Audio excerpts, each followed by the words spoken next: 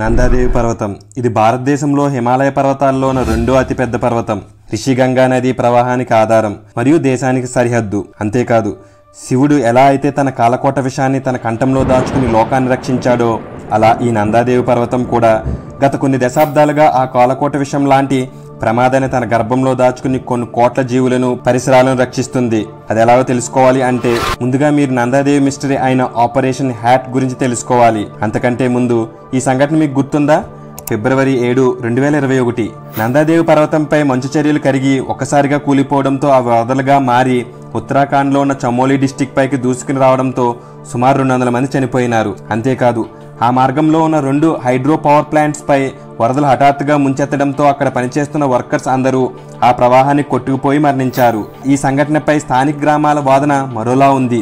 సాధారణంగా ఫిబ్రవరి నెలలో నందాదేవి పర్వతంపై మంచు తీవ్రత ఎక్కువగా ఉంటుంది. అలాంటి ఆ నెలలో మంచు కరగడం ఏమిటి? అసలు మంచు కరగడానికి కారణం భూతాత్మ లేక వారి భయపడుతున్నట్లు నందాదేవిపై జరిగిన ఆపరేషన్ హ్యాట్ కారణమా అని అనుమానం పడుతున్నారు. ఉత్తరాఖండ్ టూరిజం మినిస్టర్ అయిన సత్పాల్ మహారాజ్ ఇలా అన్నారు: this is going to effect Ganga, this is going to effect Himalaya, this is going to effect environment. ఈ మాటల ద్వారా మనం అర్థం చేసుకోవచ్చు నందాదేవి పర్వతంలో దాగి ఉన్న ప్రమాద తీవ్రతను. Hi, welcome to Pradeep channel. ఈ వీడియోలో నందాదేవి పర్వతంపై దాగి ఉన్న మిస్టరీ ఏమిటి, దానికి కారణమైన ఆపరేషన్ హ్యాట్ ఎలా ప్రారంభమైంది, ఏ దేశాలు కలిసి ఈ ఆపరేషన్ నిర్వహించాయి, అసలు ఎందుకు నిర్వహించవలసి వచ్చింది, ఈ ఆపరేషన్లో జరిగిన తప్పుల వలన భారతదేశానికి ఎటువంటి ప్రమాదం పొంచి ఉంది, ఈ ఆపరేషన్ తర్వాత జరిగిన పరిణామాలు ఏమిటి, ఇలాంటి ప్రశ్న అన్నిటికీ సమాధానం ఈ వీడియోలో తెలుసుకుందాం. ఈ వీడియోలో చాలా ఇంట్రెస్టింగ్గా మరియు ఇన్ఫర్మేటివ్గా ఉంటుంది. సో చివరి వరకు స్కిప్ చేయకుండా చూడండి. ఈ వీడియో కనుక నచ్చితే లైక్ చేయడం మరియు నా ఛానల్ని సబ్స్క్రైబ్ చేయడం మర్చిపోకండి. Let's get in to the topic. ప్రతి దేశం తమ దేశ శ్రేయస్సు కోసం, రక్షణ కోసం కొన్ని సీక్రెట్ ఆపరేషన్ జరుపుతాయి. వాటి ఫలితాలు 3 రకాలుగా విభజించవచ్చు. నెంబర్ 1, ఆపరేషన్ సక్సెస్ అయితే తద్వారా దేశ రక్షణ, ప్రజల భద్రతకు ముప్పు వాటిల్లకుండా ఉంటుంది. నెంబర్ 2, ఆపరేషన్ ఫెయిల్ అయితే ఆ దేశానికి లేదా ఆ ఆపరేషన్లో ఉన్న వారికి నష్టాన్ని చేకూరుస్తాయి. నెంబర్ 3, ఆపరేషన్ సమయంలో జరిగిన తప్పుల వలన ఆ దేశానికి ఏ సమయంలోనైనా ముప్పు వాటిల్లే పరిస్థితి నెలకొంటాయి. ఇప్పుడు మీకు చెప్పబోయే ఆపరేషన్ ఈ 3వ రకానికి చెందినది. అదే ఆపరేషన్ హ్యాట్. రండి తెలుసుకుందాం. అసలు ఈ ఆపరేషన్ నిర్వహించడానికి కారణం అమెరికా. అది ఎలా అనుకుంటున్నారా?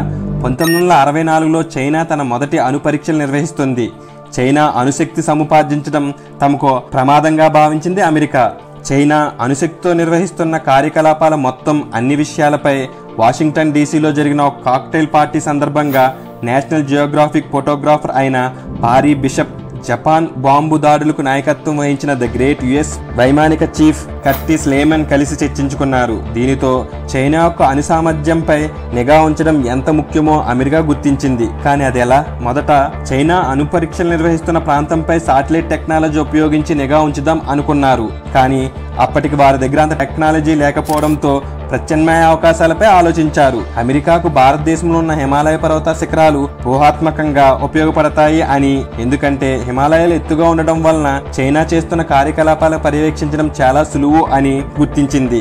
వెంటనే అమెరికా భారత్ను సంప్రదించింది. అమెరికాకు తెలుసు అప్పటికే, అంటే 1962లో చైనాతో జరిగిన యుద్ధంలో భారత్ ఓడిపోయింది అని. ఇటు భారత్ కూడా తమ పొరుగు దేశం అణువాయుధాలతో కూడి ఉండడం తమ ప్రమాదంగా భావించి యుఎస్ కి సహకరించడానికి అంగీకరించింది. 2 దేశాల ప్రయోజనాల దృష్ట్యా చైనా నిర్వహిస్తున్న అణు పరీక్ష ప్రాంతాలపై నిఘా ఉంచడానికి ఒక ప్లాన్ కూడా రెడీ చేసుకున్నాయి.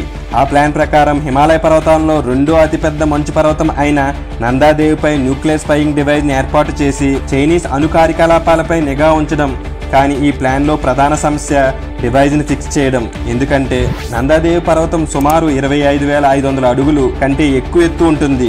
ఇంకా అర్థమయ్యేలా చెప్పాలి అంటే సముద్ర మట్టానికి నిటారుగా 8 కిలోమీటర్ దూరం ఉంటుంది. ఇంత నిటారు మరియు ఎత్తైన పర్వతంపై 70 కేజీలు బరువు కలిగిన న్యూక్లియర్ స్పైయింగ్ డివైస్ మరియు వాటికి సంబంధించిన పరికరాలను అక్కడ తీసుకువెళ్లడం అసలైన సవాలు. అమెరికాకు చెందిన CIA, ఇండియన్ ఇంటెలిజెన్స్ బ్యూరో రంగంలో దిగాయి.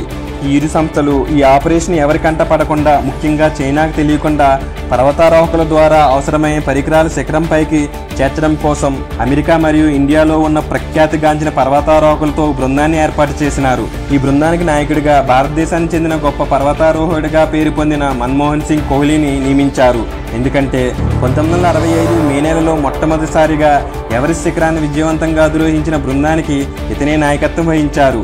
ఈ విజయం సాధించిన కొన్ని నెలలకే మన్మోహన్ సింగ్ కోహ్లీ ఇంత పెద్ద ఆపరేషన్ బాధ్యతలు నిర్వహించడం విశేషం. అంతేకాదు ఈ బృందానికి అమెరికాలోని అలస్కా ప్రాంతంలో ఉన్న మౌంట్ మెకన్లీ వద్ద తీవ్ర పరిస్థితిలో శిక్షణ ఇచ్చారు. మౌంట్ మెకన్లీ ఉత్తర అమెరికాలోనే ఎత్తైన శిఖరం. శిక్షణ అనంతరం నందాదేవిపై న్యూక్లియర్ స్పైయింగ్ డివైస్ ని ఏర్పాటు చేయడం కోసం బృందం బయలుదేరింది.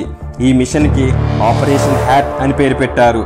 ఈ బృందం తమతో పాటు 56 కేజీలు కలిగిన న్యూక్లియర్ స్పైయింగ్ డివైస్, దీనికి అవసరమైన 5 యాంటీనాలు, ట్రాన్స్లీవర్స్, ఒక స్నాప్ జనరేటర్ మరియు 7 ప్లూటోనియం క్యాప్సూల్, వీటిని అమర్చడం కోసం బృందంలో పర్వతారోహకులతో పాటు nuclear experts, intelligent officers, signal experts, communicators తో కూడిన సభ్యులు ఉన్నారు. అక్టోబర్ 1965 బృందం అంతా అతి కష్టం మీద భారీ బరువు కలిగిన పరికరాలతో శిఖరాగ్రాన్ని చేరుకోబోతున్న సమయంలో దురదృష్టం ఎదురయ్యింది. సరిగ్గా 24,000 అడుగుల ఎత్తులో క్యాంప్ 4 ని ఏర్పాటు చేసుకున్నారు. అక్కడ ఒక్కసారిగా వాతావరణ పరిస్థితులు ఘోరంగా మారి తీవ్ర మంచు మరియు చలితో అసలు ఒక అడుగు వేయలేని పరిస్థితి అక్కడ నెలకొంది. వెంటనే గ్రూప్ కెప్టెన్ మన్మోహన్ సింగ్ కోహ్లీ పరిస్థితులు సమీక్షించి తీవ్ర మంచు తుఫాను వచ్చే పరిస్థితులు అంచనా వేసి ఈ పరిస్థితిలో డివైస్ ని ఏర్పాటు చేయడం అసాధ్యం, అంతేకాదు ఇక్కడ కొన్ని గంటలు ఉంటే బృందంలో ఏ ఒక్కరూ ప్రాణాలు మిగలరు అని వెంటనే బృందంతో ఒక చిన్న గృహను తయారు చేసి ఆ గృహలో డివైస్ ని, వాటి సంబంధించిన పరికరాలను, ప్లూటోనియం క్యాప్సూల్ కలిగిన బాక్స్ ను భద్రపరిచి అన్నిటినీ తాళ్లతో కట్టి బయట రాకుండా వుడెన్ రాడ్ ని బిగించి ఈ మెసేజ్ ని ఇరు దేశ సంస్థలకు తెలియజేసి బృందం ఎటువంటి ప్రాణహాని లేకుండా వెనక్కి తిరిగి వచ్చారు. నందాదేవి పర్వతంపై సాధారణ పరిస్థితులు నెలకొన్న తర్వాత బృందం తిరిగి 1966లో ఆ పరికరం భద్రపరిచిన గృహకు ఉన్న చోటకు చేరుకున్నారు. బృంద సభ్యులు గృహను చూసి నిర్ఘాంతపోయినారు. ఎందుకంటే గృహలో భద్రపరిచిన డివైస్, వాటి సంబంధించిన పరికరాలు ఏమీ లేవు. తీవ్ర మంచు తుఫాను మరియు హిమపాత కారణంగా కట్టిన తాడులు తెగిపోయి పెట్టిన వుడెన్ రాడ్స్ విరిగిపోయి ఆ మంచుతో పాటు పరికరాలన్నీ కొట్టుకుపోయినవి. ఈ విషయం తెలిసిన భారత్ మరియు USA ఇంటెలిజెన్స్ ఏజెన్సీస్ భయాందోళనకు గురైనవి. వెంటనే నందాదేవి పరిసర ప్రాంతం మరియు నందాదేవి శాంచురీకి యాత్రికులు, సందర్శకులు రావడాన్ని నిషేధించారు. 1967లో నందాదేవి శిఖరంపై నందకోట్లో మరో న్యూక్లియర్ స్పైయింగ్ డివైస్ ని ఏర్పాటు చేసినారు. కానీ 1965లో ఏర్పాటు చేయాలనుకున్న న్యూక్లియర్ డివైస్ కోసం నేటి వరకు కొన్ని సర్చ్ ఆపరేషన్ జరిగాయి. కానీ ఆ డివైస్ ఆచూకీ మాత్రం తెలియలేదు. నేటికి ఇది ఒక మిస్టరీగానే మిగిలింది. ఇక్కడ అసలైన ప్రమాదకరమైన విషయం ఏమిటంటే న్యూక్లియర్ డివైస్ తో పాటు ఉన్న 7 ప్లూటోనియం క్యాప్సూల్స్. మనందరికీ తెలుసు ప్లూటోనియం అనేది చాలా ప్రమాదకరమైన ఎలిమెంట్. దీని ప్రమాద తీవ్రత తెలుసుకోవాలి అంటే 1945లో నాగసాకి మీద వేసిన అటామిక్ బాంబులో మేజర్ ఎలిమెంట్ ప్లూటోనియం. అందుకోసమే 1974 వరకు మొత్తం 8 సంవత్సరాల వరకు ఆ ప్రాంతాన్ని మూసివేసినారు. ఇక్కడ మీకు డౌట్ రావచ్చు, ఇది ఒక సీక్రెట్ ఆపరేషన్ కదా, మరి ఈ విషయం ప్రపంచానికి ఎలా తెలిసింది అని. 1970 వరకు ఇది ఒక సీక్రెట్ ఆపరేషన్ గానే ఉంది. తరువాత అంతర్జాతీయ మీడియా ఈ ఆపరేషన్ గురించి రిపోర్ట్ చేసింది. ఈ రిపోర్ట్ తర్వాత అప్పటి భారతదేశ ప్రధాని మొరార్జీ దేశాయ్ పార్లమెంట్ లో చర్చించారు. దీనితో ఈ ఆపరేషన్ గురించి తెలిసిన సామాన్య ప్రజలు సైతం భయభ్రాంతులకు గురి అయినారు. 1993లో ఒక బృందం నందాదేవిపై వీటి ఆచూకీ కోసం వెతుకుతున్నప్పుడు ప్లూటోనియం క్యాప్సూల్స్ లేని ఒక ఐరన్ బాక్స్ ను గుర్తించినారు. దీనితో వేరు చేయబడిన 7 ప్లూటోనియం క్యాప్సూల్స్ ఏమి అవి ఉంటాయా అన్న ప్రశ్న తలెత్తింది. ఒక ఇంటర్వ్యూలో కెప్టెన్ మన్మోహన్ సింగ్ కోహ్లీ చెప్పిన ప్రకారం నందాదేవిపై అదృశ్యమైన plutonium capsules life time 100 years, ప్రస్తుతం 55 ఇయర్స్ మాత్రమే పూర్తయింది. అంటే ఇంకో 45 ఇయర్స్ మిగిలి ఉంది. కానీ మేము రెండోసారి బిగించిన న్యూక్లియర్ డివైస్ ని 1 సంవత్సరం తర్వాత చూస్తే ఆశ్చర్యంగా ఉపరితలం మీద కాకుండా లోతుగా వెళ్లి అక్కడ ఉన్న రాతి మీద స్థిరపడింది. దీనికి గల కారణం క్యాప్సూల్స్ మరియు డివైస్ విడుదల చేసే రేడియేషన్ వల్ల అక్కడ మంచు కరిగి లోతుకు చేరుకుంది. అలాగే మిస్ అయిన క్యాప్సూల్స్ మరియు డివైస్ కూడా ఈ పర్వతాలు అడుగు చేరి ఉండవచ్చు. అలాగని వీటితో ప్రమాదం లేదు అని కాదు. ఒకవేళ ప్లూటోనియం క్యాప్సూల్స్ యాక్టివ్ అయ్యి కరగడం ప్రారంభిస్తే అది గంగా నదిలో కలిసి అక్కడ నుండి పశ్చిమ బెంగాల్ వరకు రేడియేషన్ ప్రభావంతో కొన్ని కోట్ల జీవులు ఎఫెక్ట్ అవుతాయి. అంతేకాదు ప్రస్తుతం బాగా అభివృద్ధి చెందిన టెక్నాలజీ ఉపయోగించి నందాదేవి పర్వత ప్రాంతం వెతికితే ఉపయోగం ఉంటుంది అని తెలిపారు. 2018లో ఉత్తరాఖండ్ చెందిన టూరిజం మినిస్టర్ అయిన సత్పాల్ మహారాజ్ ప్రధాని మోడీతో కలిసి ఈ అనుముప్పు గురించి వివరించారు. ఆ పరికరాలను వెతకపోతే ఎప్పటికైనా ప్రమాదం అని హెచ్చరించారు. అంతేకాదు నదీ జలాల రేడియేషన్ స్థాయి ఎప్పటికప్పుడు పరీక్షిస్తూ నిఘా ఉంచినారు. ఇదండి నందాదేవి ప్రకృతిలో దాగి ఉన్న మిస్టరీ. మీకు నచ్చింది అనుకుంటున్నా. నచ్చితే లైక్ చేయండి. Thank you for watching.